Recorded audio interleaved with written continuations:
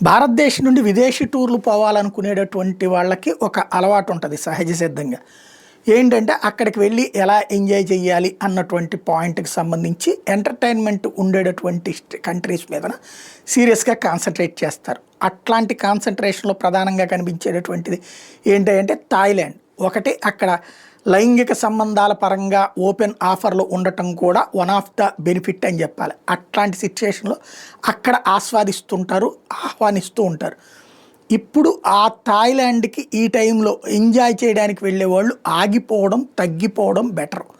ఎందుకంటే థాయిలాండ్‌లో అకస్మాత్తుగా ఒక సంక్షోభం పుట్టుకొచ్చింది. మొన్న సరే అక్కడ ఉన్నటువంటి ప్రధానమంత్రి దిగిపోవడం ఇదంతా ఒక ఎత్తు. కానీ ఇప్పుడు అక్కడ ఎదురవుతున్నటువంటి సంక్షోభం ఏంటి అంటే బ్యాంకింగ్ సెక్టర్ స్ట్రక్ అయిపోయింది. ఒక్కసారిగా 3 మిలియన్లు అంటే 30 లక్షల మంది అకౌంట్స్‌లో ఉన్నటువంటి డబ్బుల్ని బయటికి తీయడానికి వీలు లేకుండా చేశారు.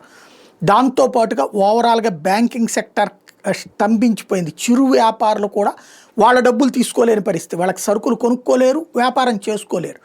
దాంతో ఒక రెవల్యూషన్ 30 లక్షలంటే దగ్గరగా ఆ కుటుంబాలతో కూడా కలిపితే 1 కోటి మంది ఎదురు తిరిగేటటువంటి పరిస్థితి వస్తుంది.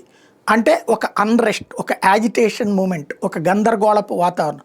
ఈ టైంలో ప్రజా తిరుగుబాటు లాంటిది అంటే నిన్న అకస్మాత్తుగా పుట్టుకొచ్చిన నేపాల్ మనోళ్ళు పాపం అక్కడికి వెళ్ళాక అకస్మాత్తుగా స్ట్రక్ అయిపోయారు.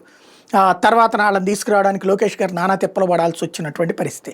కాబట్టి ఇప్పుడు ఎవరన్నా థాయిలాండ్ వెళ్ళదలుచుకుంటే 1 నెల 2 నెలలు ఆగటం బెటరు, ఆ తర్వాత పెట్టుకోవడం బెటరు.